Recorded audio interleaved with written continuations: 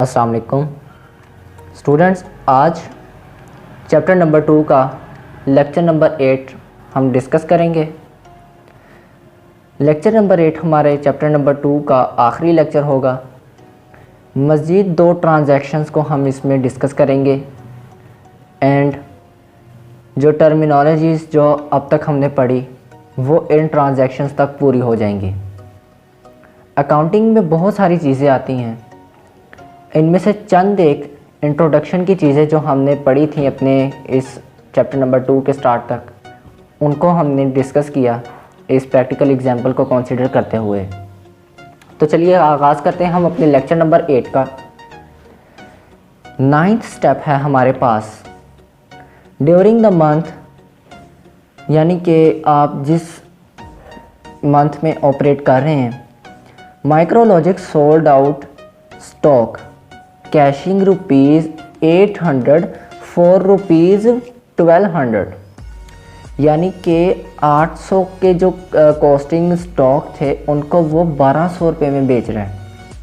ठीक है, on credit terms, लेकिन किसमें क्रेडिट टर्म्स में बेच रहा है, एक एग्रीमेंट साइन करके बेच रहा है किसी भी थर्ड पार्टी के साथ। ठीक है, अर्नड प्रॉफिट 400। अब उसने 800 का जो स्टॉक है वो 1200 रुपये में उन्होंने बेचा क्रेडिट बेसिस पे। प्रॉफिट कितना अर्न किया? 400। अब हम यहाँ तक जो स्टेटमेंट है इसकी जो अकाउंटिंग ट्रीटमेंट है वो हम देख लें। एसेट साइड में हमारे स्टॉक्स मेंशन किए गए हैं, क्योंकि हमें पता है कि स्टॉक्स इनकी नेचर क्या है, एसेट्स। स्टॉक बिजनेस की प्रॉपर्टी है, बिजनेस की मलकियत है।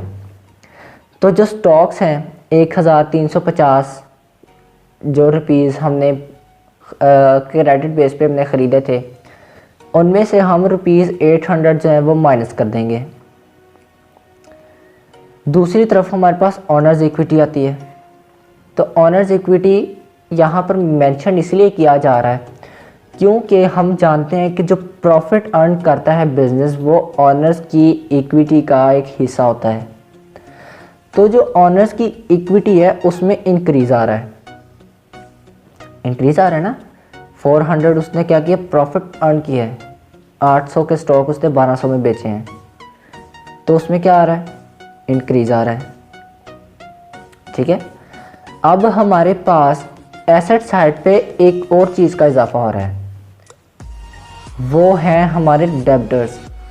डेब्टर्स जानते हैं ना आप क्या होते हैं? क्रेडिटर्स तो वो होते हैं जिन्होंने उधार पर चीज़ें दी हैं, डेबिटर वो होते हैं जिन्होंने उधार पर चीज़ें ली हैं। ठीक है, तो यहाँ पर डेबिटर में इंक्रीज़ आया क्योंकि हमने जो 800 रुपीज़ के स्टॉक थे वो हमने 1200 में बेचे हैं। किस बेसिस पे? क्रेडिट बेसिस पे। ठीक है ना। अब हमने जब क्रेडिट बेसिस पे बेचे हैं, उधार में दिए हैं, तो जाहिर सी बात है जिसको हमने दिए हैं वो पार्टी क्या कहलाएगी, डेबिटर कहलाएगी या फिर अकाउंट रिसीवेबल कहलाएगी। ठीक है, तो यहाँ पर हमने उसकी वैल्यू मेंशन कर देनी है। यहाँ तक तो थी आपके स्टॉक्स की बात। इसके बाद आ जाते हैं हम अपने लास्ट ट्रांजैक्शन की तरफ।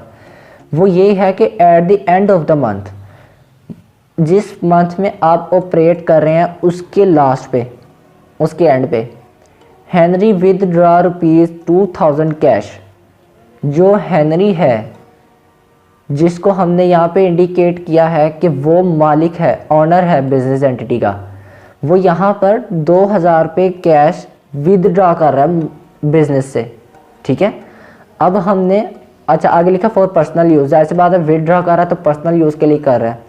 हमने ड्राइंग्स का कॉन्सेप्ट पढ़ा, हमने ये भी पढ़ा कि जब ड्राइंग्स होती हैं तो कैपिटल में रिडक्शन आती है। अब हम इसका अकाउंटिंग ट्रीटमेंट देखेंगे।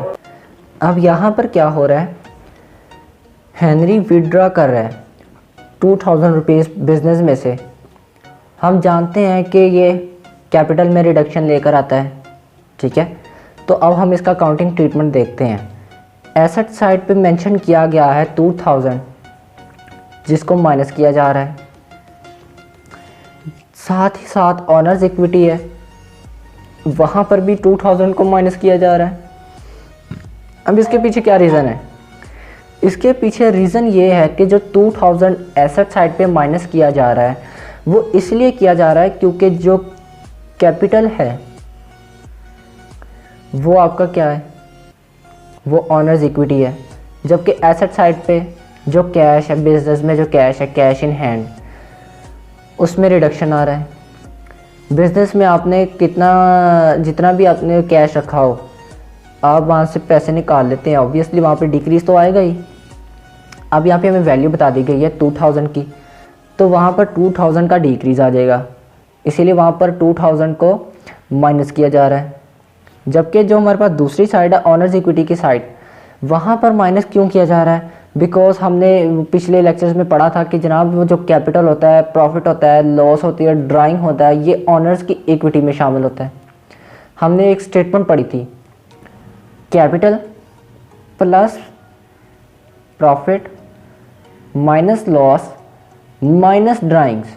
वो स्टेटमेंट आपको याद है अभी भी, जिसमें कैपिटल और प्रॉफिट ऐड हो रहे थे, जबकि जो लॉस है और ड्राइंग्स हैं वो क्या हो रही थी, माइनस हो रही थी। ठीक है, और वो माइनस इसलिए हो रही थी, ऑनर्स इक्विटी यानी कि आपका जो कैपिटल है, ऑनर्स इक्विटी है, उसमें से मैंने 2000 रुपीज़ निकाल लिए, तो वो आपके उसमें क्या लेके आएगा, डिक्रीज लेके आएगा। तो स्टूडेंट्स, यहाँ तक जितनी भी ट्रांजैक्शंस, जितनी भी टर्मिनोलॉजीज हमने अभी तक स्टडी की थी, उनको हमने अकाउंटिंग ट्रीटमेंट उनका बहुत ही डिटेल के साथ डिस्कस किया। नेक्स्ट हम चैप्टर नंबर 3 का आगाज़ करेंगे। चैप्टर नंबर 3 का मैं थोड़ा सा हवाला देता जाऊं ताकि आप मेंटली प्रिपेयर हो सकें। चैप्टर नंबर 3 बेसिकली हमारा प्रॉफिट एंड लॉस अकाउंट की टर्मिनोलॉजीज़ पर है। ये वाला जो चैप्टर था ये हमारा था बैलेंस शीट की टर्मिनोलॉजीज़ पर, जबकि जो चैप्टर नंबर 3 या अपकमिंग चैप्टर है वो है प्रॉफिट एंड लॉस अकाउंट पर। तो आई होप आपको चैप्टर नंबर 2 की ट्रांजैक्शंस की अच्छे से समझ आई होगी। अगर आप कोई भी मुझसे क्वेश्चन करना चाहते हैं तो ज़रूर कीजिए, कमेंट बॉक्स पर कमेंट कीजिए, या इंटरपर्सनली कांटेक्ट करना चाहते हैं तो आप मुझे ईमेल भी कर सकते हैं। अगले लेक्चर तक के लिए मुझे इजाज़त दीजिए। खुदा हाफिज़।